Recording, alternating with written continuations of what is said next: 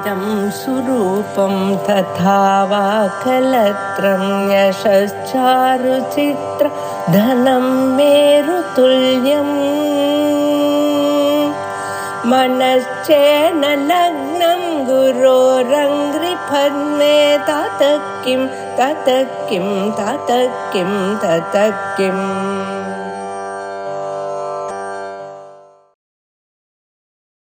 ஸ்ரீ குருப்யோ நமஹ. ஸ்ருதி சூக்திமாலா 25வது ஸ்லோகத்துல வியாக்கியானம் கொஞ்சம் பாக்கி இருக்கு. இந்த ருத்ர சப்தத்துக்கு பல விதமான அர்த்தம் சொல்றார், அதான் பாக்கி. அதுவா ருதா முதல் இது என்ன எங்க முடிச்சோன்னு சொன்னா, ருத்து துக்கம் துக்க ஹேதுர்வா தத் திராவயதி யஹ் பிரபுஹு ருத்ர இத்யுச்யதே தஸ்மாத் சிவ பரமகாரணம். ருத்ர அப்படின்னு பிரிக்கணுமா. ருத்துங்கிறது துக்கம் அல்லது துக்கத்துக்கு காரணம். துக்கத்தையும் துக்கத்துக்கு காரணத்தையும் விரட்டி அடிக்கிறதுனாலே ருத்ரஹா அப்படின்னு அந்த சுவாமிக்கு பேரு. அடுத்தது இன்னொரு அர்த்தம் என்ன சொல்றாருன்னா, ருதா அசவா ருதா நாதேன சகலஞ்சகதிதம் திராவயதி ரஞ்சயதி இது நாதாத்மகத்வா இது ருத்ரஹா. அதாவது சுவாமி நாதஸ்வரூபியாம். அந்த ருத்துனா நாதத்தை வாங்கிக்கணுமா.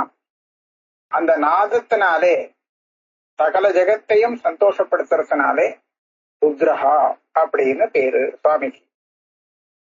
அசவா ருதா சப்தேன பிரணவ ரூபேண வேத ரூபேண வா ராவயதி இஷ்டமர்த்தம் கமயதீதி ருத்ரஹா. ருத்துங்கிறது சப்தம்னு அர்த்தம். இந்த இடத்துல என்ன சப்தம்னு சொன்னா, ஓங்காரம் பிரணவத்தை எடுத்துக்கணுமா. ஓங்காரத்தை எடுத்துக்க வேண்டியது, அல்லது வேத சப்தத்தையாவது எடுத்துக்கணும்.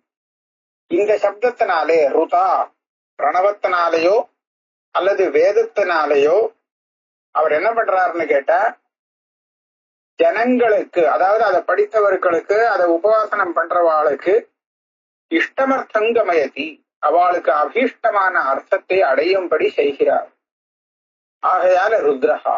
ஆக பிரணவத்தை உபாசனம் பண்றவாளுக்கு அதுக்குண்டான பலத்தை கொடுக்கிறார். வேதத்தை அத்தியனம் பண்ணி அது அனுஷ்டானம் பண்றவாளுக்கு அதுக்கு தகுந்த பலத்தை கொடுக்கறதுனாலே இவருக்கு ருத்ரஹான்னு பேரு. அதுவா சம்சார சக்கர பரிவர்த்தின தத் கிளேச பரம்பராம் அனுபவதः பிராணினः திருஷ்டுவா கிருபயா ஆவிஷ்டः ரோதிதி இது ருத்ரஹா. ரோதிதி அழறார், அழறத்தினால ருத்ரர்னா இது ஒரு உற்பத்தி சொல்றார். இது சரியா வருமா சுவாமிக்கு அப்படின்னு கேட்டா அதை சொல்றார்.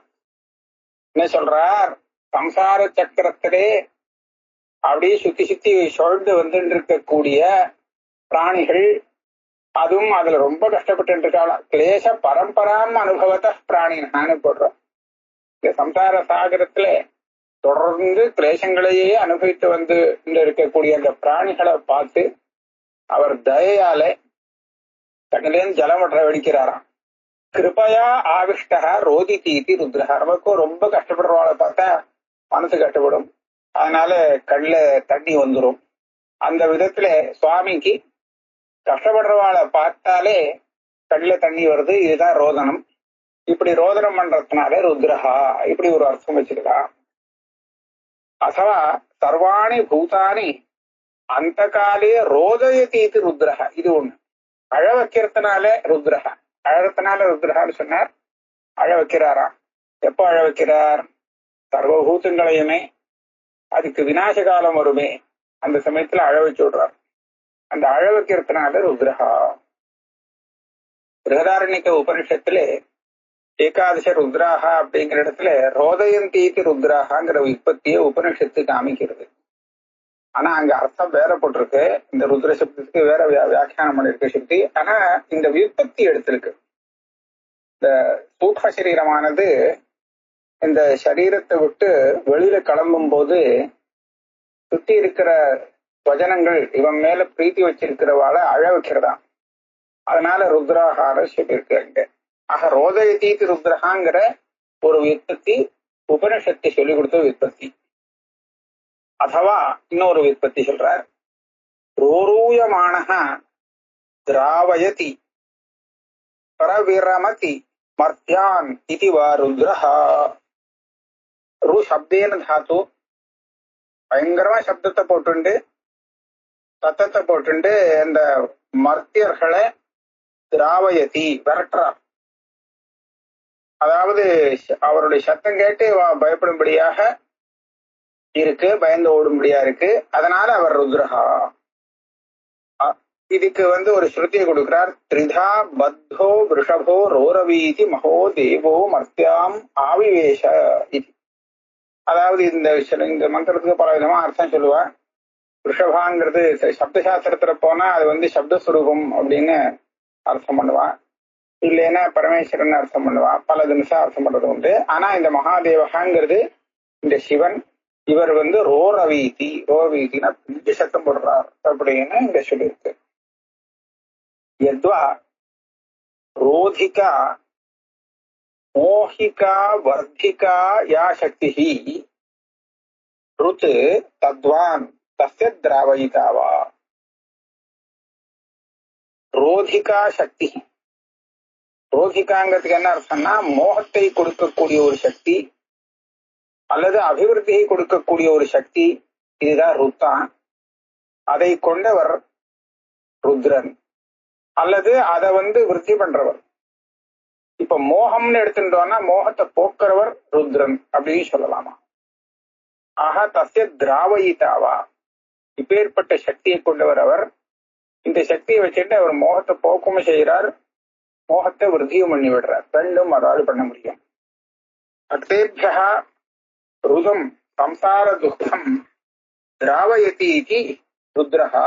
பக்தர்களிடத்திலிருந்து அவளுக்கு இருக்கக்கூடிய அந்த சம்சார துக்கத்தை நிவர்த்தி பண்ணி வைக்கிறார் அப்படிங்கிறதுனால ருத்ரஹா.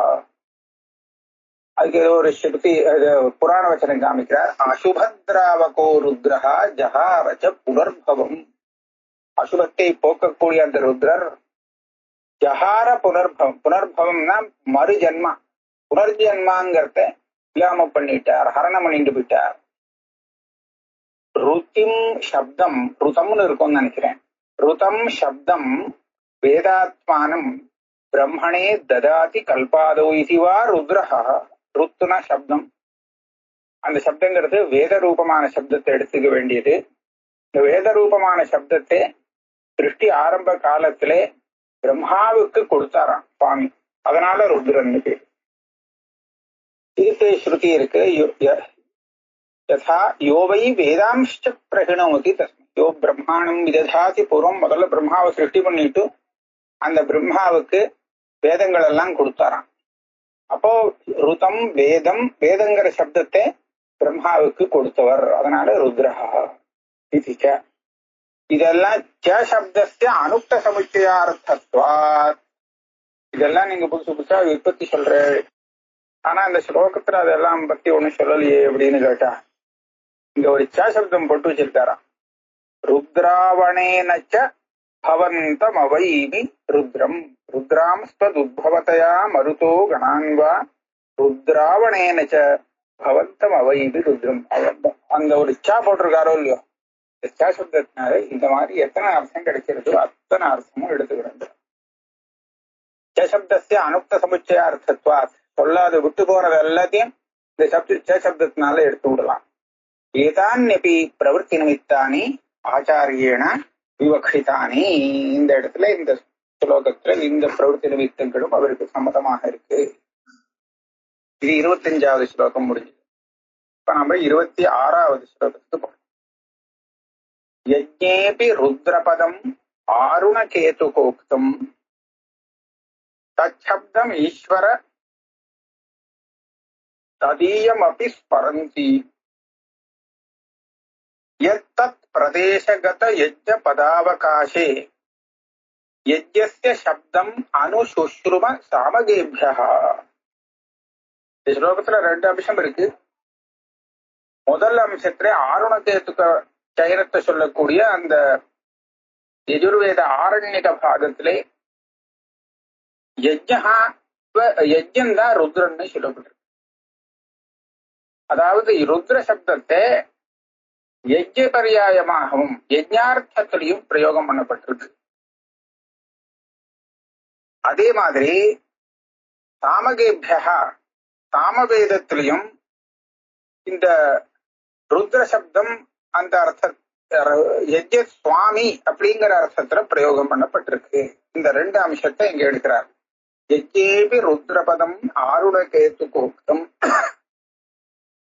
தச்சப்தம் ஸ்வர ததீயமபி ஸ்மரந்தி. ருத்ரபதமானது ருத்ரபதம், இந்த ருத்ரஹாங்கிற பதம் இருக்கே, இது யஜ்யே அபி, யஜ்யன்னா யாகம், யாகே அபி ஆருணகேது கோக்தம், அதாவது ஆருணகேதுகம் அப்படின்னு சொல்லக்கூடிய ஆருணகேதுகாக்கிய யஜுர்வேத ஆரண்யக பாகே உக்தம். அங்க என்ன சொல்லிருக்கு? ஏதத் ருத்ரஸ்ய தனுஹு ருத்ரஸ்ய தேவ தனுராத்ரிஹி இர உத்திபேஷ சப்ரவர்க்யோ பவத் தஸ்மாத் யஸ்ஸ பிரவர்கேண யஜ்யேன யஜதே ருத்ரஸ்ய சசிர பிரதிததாதி. அதாவது இது ருத்ரனுடைய தனுசுனா வில்லு. அந்த ருத்ரனுடைய வில்லுல ஒரு நாண் கயிறு இருக்குமோ இல்லையோ, அந்த நாண் கயிறானது அருந்து போனதுனால அப்படியே கயிறுனால பலமா கட்டி வச்சிருக்கு. அது அருந்ததுன்னா அந்த வில்லு என்ன ஆகும்? அப்படியே மேல போகும். அப்படி போகும்போது அவருடைய சிரச இன்னம் பண்ணிட்டு போயிடுச்சு. அந்த சிரஸானது அது பிரவர்க்கியம் ஆயிடுச்சு. அதனால இந்த பிரவர்க்கியங்கிற யஜ்ஞத்தினால யார் யாகம் பண்றானோ அவன் ருத்ரஸ்ய சிர பிரதிததாதி, ருத்ரனுக்கு அந்த பின்னமா போன அந்த சிரஸை மறுபடியும் சேர்த்து விடுகிறான். இதே ஒண்ணும் புரியல, இருக்கா இப்படி ஆச்சுன்னு. இதோடைய கதையை மேல சொல்ல போறேன், அது சொன்னாதான் புரியும். நான் அந்த இடத்துல வரைச்சு சொல்றேன், இதுக்கப்புறம் திருப்பி சொல்றேன்.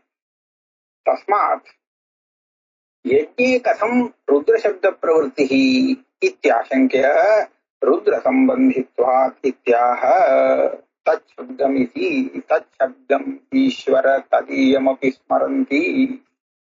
யஜ்ஞத்தை போய் ருத்ரன்னு சொல்லிருக்கு. இவ்வளவு மாத்திரம் போய் வச்சிருந்தா போறோம், அப்புறம் எப்படி வந்ததுன்னு சொல்றேன்.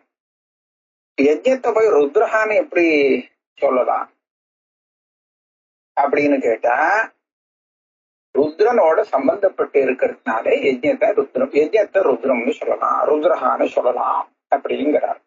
தச்சப்தம் அப்படி ததீயம் அப்படி தச்சப்தம் ஸ்மரந்தி.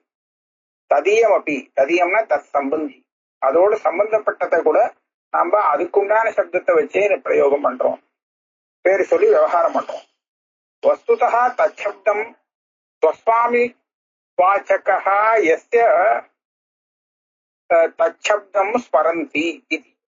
அதாவது அந்த சப்தமானது தன்னையும் குறிக்கும், தனக்கு யாரு சுவாமியோ அந்த சுவாமியையும் சொல்லக்கூடியதாக இருக்கு. இப்ப ருத்ரங்கிறது பகவானையை குறிக்கும். ஆனா இந்த பகவான சொல்லக்கூடிய இந்த ருத்ர சப்தம் யஜ்ஞத்தையும் குறிக்கும். இந்த ஸ்வஸ்வாமி பாவ சம்பந்தம் இருக்குன்னு இப்ப உபபாதனம் பண்றார். எப்படின்னு கேட்டா, யசா ராஜகீயா ராஜசப்தவான், ராஜாவோட சம்பந்தப்பட்டவான், ஆனா லோகத்துல அவனை ராஜான்னு சொல்றதான்.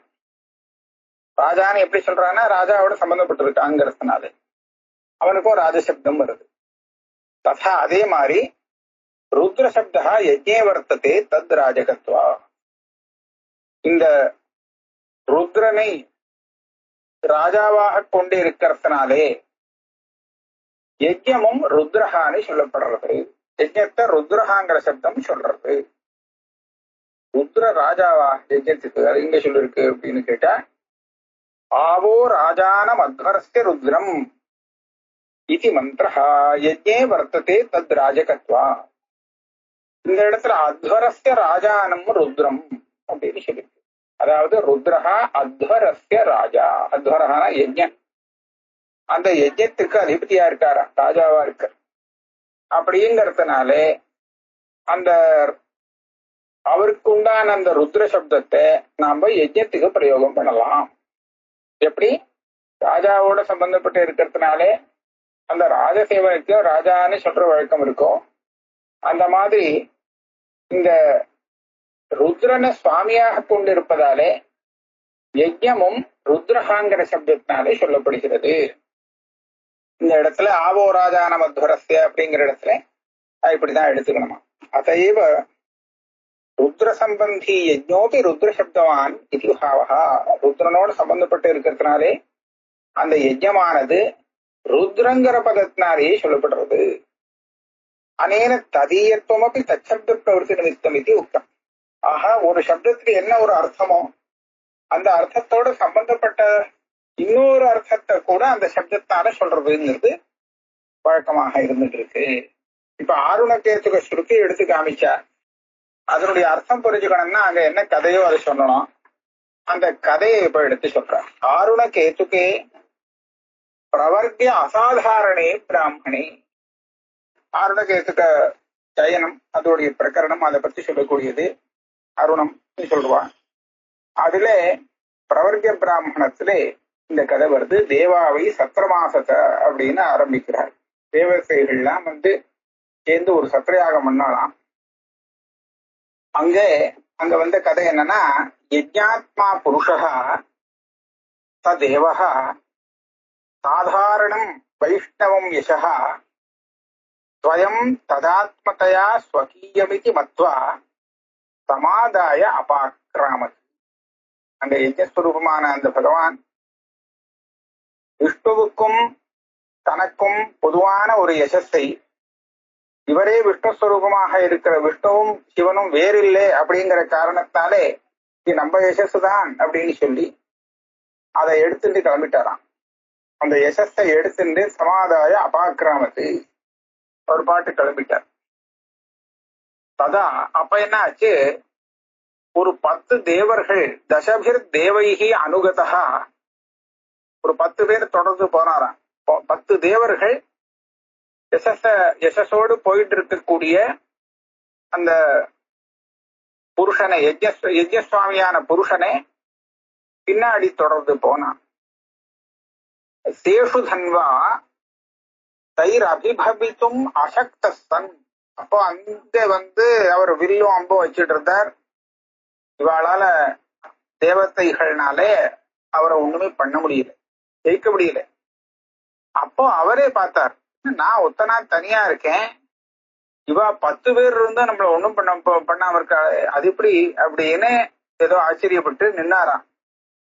ஏகோகம் அநேகைஹி அனபிபவனீயோஸ்மி இது ஸ்மயமானஹா. நான் தனியா இருந்தாலும் 10 பேரா சேர்ந்து என்னை விரட்டினாலும் அவளால என்ன ஒண்ணும் பண்ண முடியலையே அப்படின்னு கொஞ்சம் விசாரம் பண்ணிட்டு ஸ்மயமானஹா ஆச்சரியப்பட்டு இருந்தாராம்.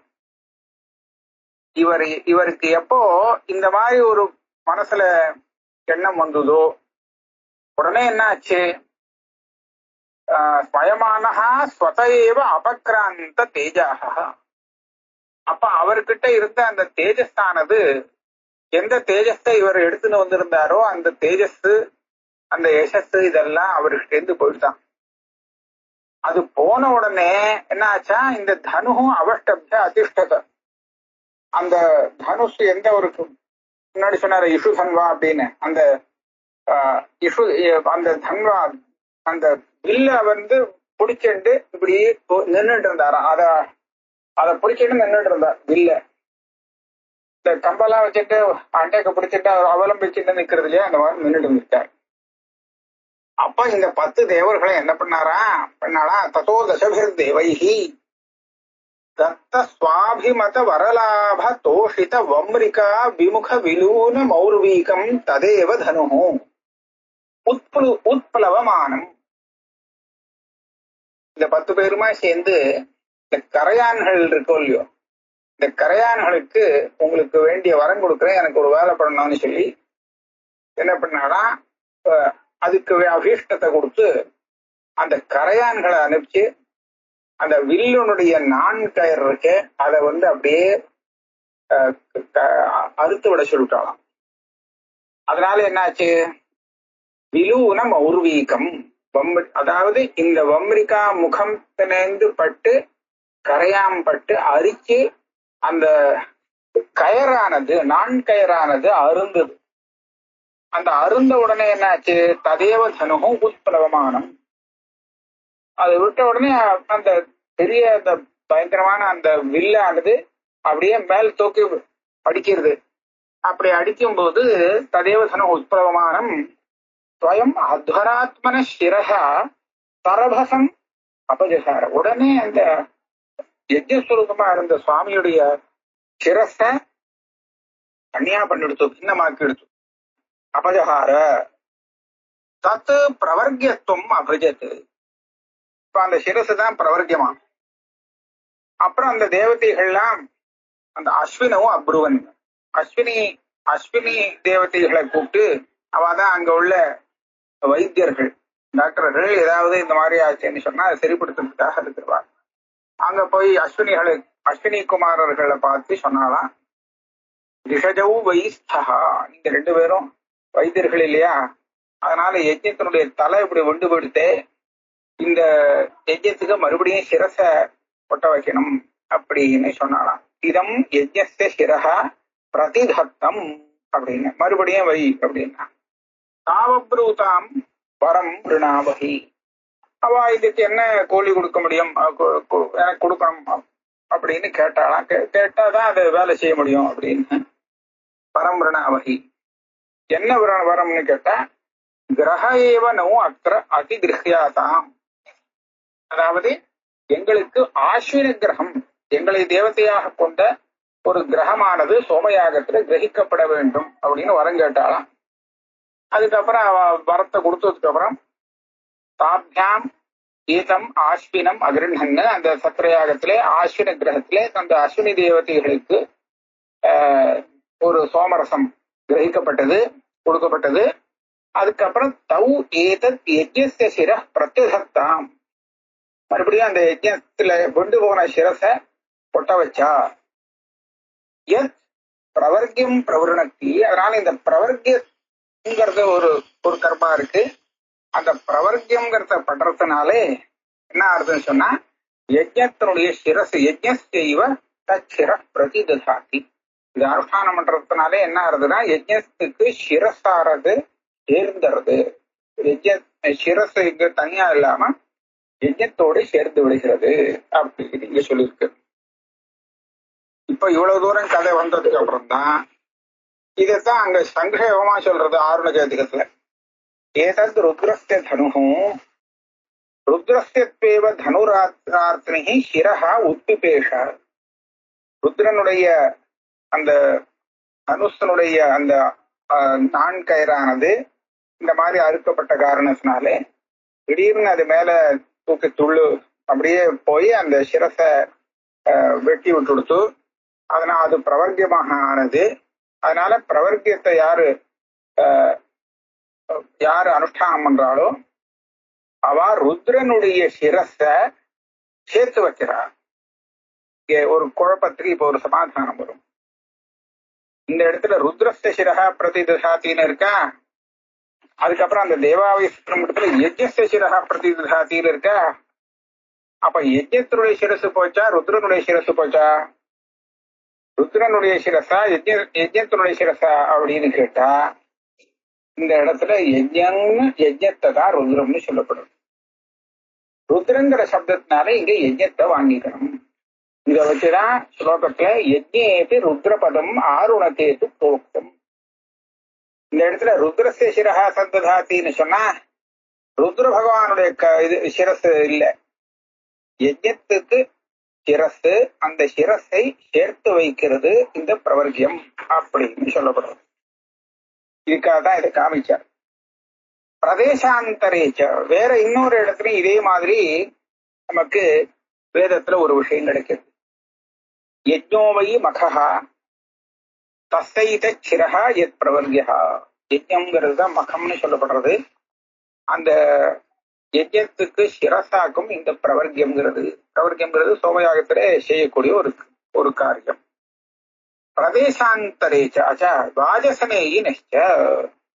இங்க இப்ப நம்ம பார்த்தது இந்த கிருஷ்ண யஜுஸ்ல பார்த்தோம். இப்ப சுக்ல யஜுஸ்ல அங்க என்ன சொல்லிருக்குன்னு பார்ப்போம். அங்கேயும் இதே மாதிரி கதை வருது, கொஞ்சம் வித்தியாசப்படுறது. விஷ்ணு சிரஹா பிரசிச்சிதது யத் கரான் இது பத்பாத் தத் தர்மஸ்ய தர்மத்துவம். இந்த பிரவர்க்கத்துல கர்மம்னு ஒண்ணு சொல்லுவா. இந்த கர்மம் எப்படி வந்ததுங்கிறத அங்க சொல்றது. விஷ்ணுவுடைய சிரசு இந்த மாதிரி இந்த வில்லுனால தனியா பின்னமாயி விழுந்துருத்து. அது பிரான் அப்படின்னு சத்தத்தோட கீழே விழுந்தது. அதனாலதான் அது கர்மம்னு பேராச்சு அப்படின்னு ஒரு கதை வருது. இங்க பாருப்பா, முன்னாடி பார்த்தா ருத்ரஸ்ய சிரஹா, இங்க பார்த்தா விஷ்ணுவோட சிரசு வாஜசனேயம் சொல்றது.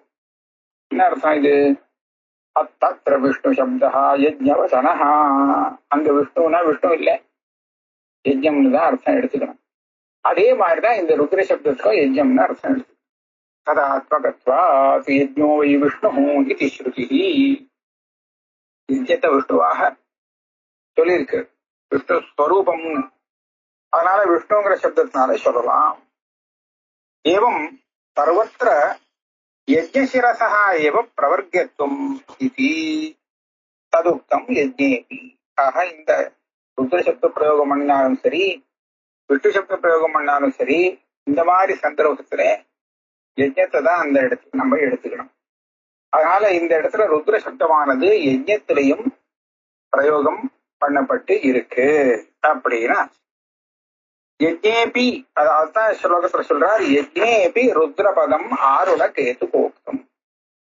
ஆருண கேதுக உக்தஸ்ய ருத்ர சப்தஸ்ய யஜ்ஞவாச்சித்வம் தத் சமானார்த்த ஸ்ருத்தியந்தர உதாகரணேன ஸ்பஷ்டயதி. இந்த ஆருண கேதுகத்துல ருத்ரங்கிற சப்தத்தினால யஜ்ஞத்தை தான் சொல்லியிருக்குங்கிறதுக்கு சம்பாதமாக இன்னொரு ஸ்ருதியை உதாகரிச்சு காண்பிக்கிறார்.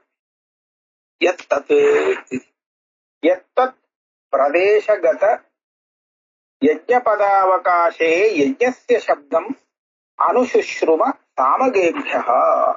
இதுக்கு அர்த்தம் எழுதுறார். எத்தத் யத் யஸ்மாத் காரணாத் தத் பிரதேசகத ருத்ரபதாவகாசே தத் ஆருணகேதுகாख्य யஜுர்வேத ஆரண்யக பாககத ருத்ரபதஸ்தானே சாமகேபியः யஜ்ஞஸ்ய இவ தச்சிரः பிரதிததாதி இது ஸ்ருதே. ஒண்ணுமில்ல, இங்க ருத்ரஸ்ய சசிரः பிரதிததாதிங்கிற இடத்துல யஜ்ஞஸ்ய சசிரः பிரதிததாதி, யஜ்ஞஸ்தருடைய சிரஸை சேர்த்து வைக்கிறான் அப்படின்னு சாமகால் சொல்றாளாம். அப்ப ருத்ர சப்த ஸ்தானத்துல யஜ்ஞ சப்தத்தை பிரயோகம் பண்றது அந்த ஸ்ருதி. யஜ்ஞஸ்யேதி சப்தம் அனுசுஷ்ருமா. ஸ்ருதினா அந்த ருத்ர சப்த ஸ்தானத்துல யஜ்ஞ சப்தத்தை நாம கேட்கிறோம் சாமஸ்ருதியில. ஆகையால அந்த யஜ்ஞத்தையும் இந்த ருத்ர சப்தம் சொல்லுகிறது. ஆருண கேதுக ஸ்ருதி சமானார்த்தாயாம் யஜ்ஞஸ்ய தச்சிரः பிரதிததாதி இத்யஸ்யாம் ஸ்ருது ருத்ர சப்தஸ்ய ஸ்தானே யஜ்ஞ சப்த ஸ்ரவணாத். அப்ப என்ன சொல்லணும்? ரெண்டு இடத்துலயும் ஒரே அர்த்தமா ஸ்ருதிகளுக்கு. இதுதான் கதி சாமான்யாதித்ய நியாயேன ஆருண கேதுகேபி ருத்ர சப்தா யஜ்ஞ சப்தவாச்சி இத்தியவகந்தவ்யா.